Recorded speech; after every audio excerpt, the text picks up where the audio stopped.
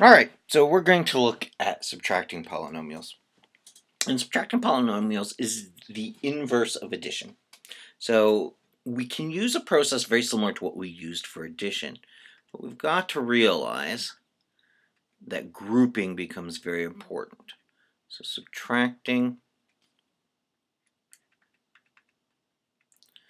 polynomials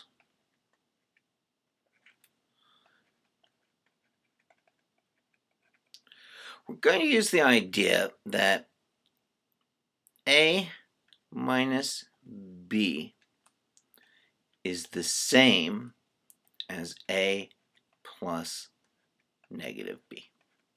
So we're going to use this additive inverse that we used back in definition. Now, because a and b can represent any quantity, and a polynomial is a quantity, even though we've listed it with many parts, we can use this to subtract polynomials.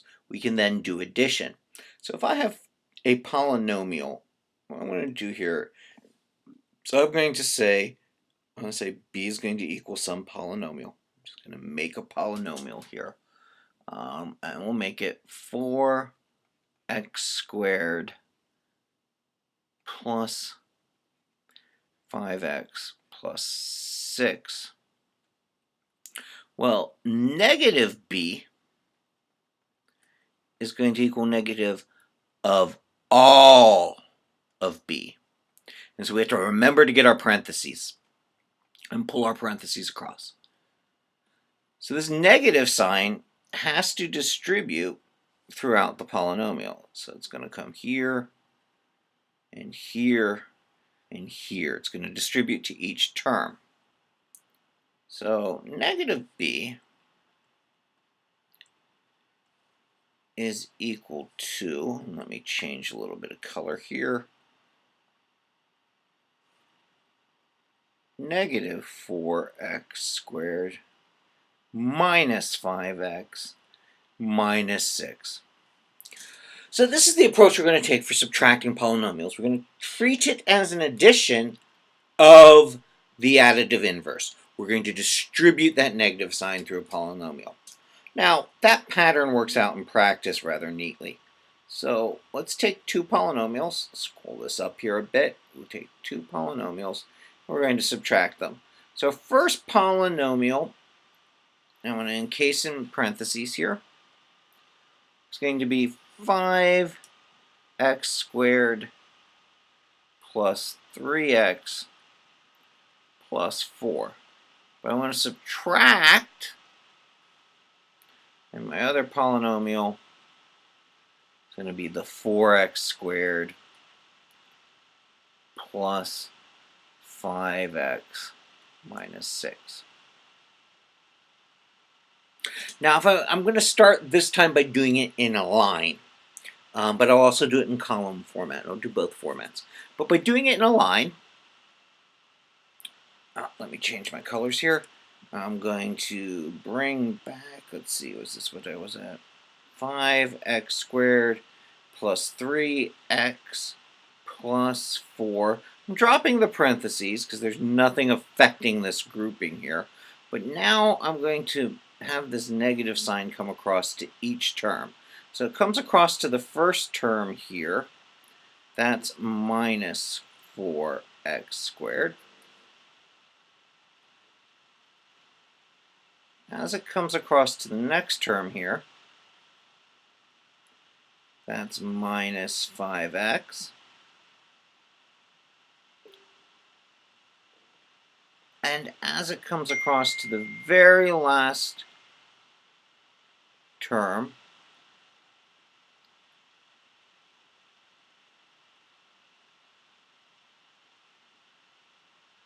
we're going to get a plus 6. So the negative signs distribute across, and negative times the positive is negative, negative times the positive is negative, and negative times the negative is positive. Now I can take things that have the exact same terms, or degree of terms.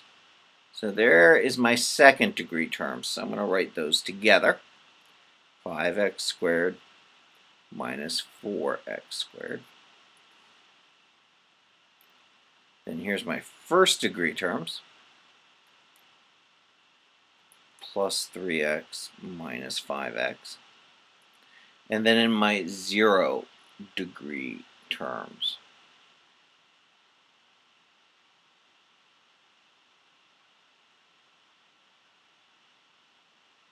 which, let's see, what color do I want to use? Color choices are getting me here right now. There we go.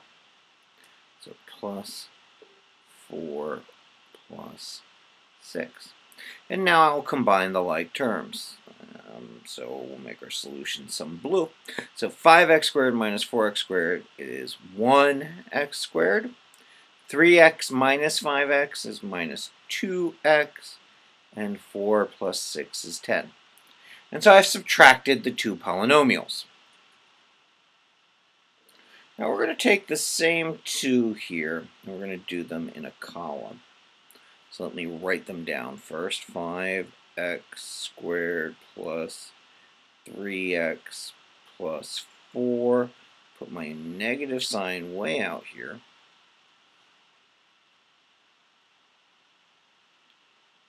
Four x squared plus 5x minus 6. And that's what I want to do. So scroll this up to the top now. Same problem, we're just going to use columns instead of doing it in a line.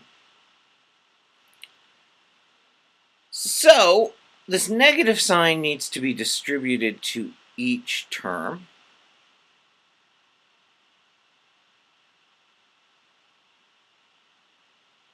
Now there's a couple different ways to do that. I normally just write over the signs that are there.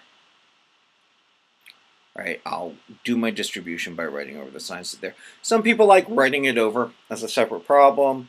So it's up to you. Be consistent. See what you're doing. But when I write it over like this, it's easy for me to see that I changed what was there. Moving through. Now again, we want the degrees to line up. So here's second degree, first degree, and 0 degree, second degree, 0 degree, or first degree, and 0 degree. But they're in a line, so that I can go 5x plus negative 4x is x squared. 3x plus negative 5x is minus 2x. And positive 4 plus positive 6 is 10.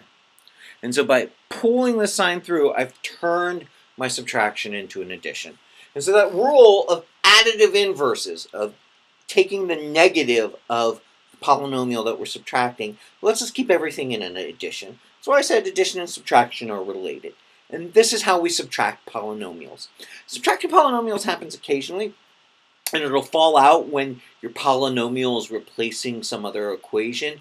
More often than not, you're using the concept as you had learned as combining like terms. You're grabbing all the terms that are the same and keeping track of the sign. But we'll practice the different ways of adding and subtracting polynomials so you get used to this pattern. The key with addition and subtraction of polynomials is you keep the degrees together when it's within a single variable. We keep the degrees of the variables together. Second degrees add with second degrees, and first degrees add with first degrees, so on and so on.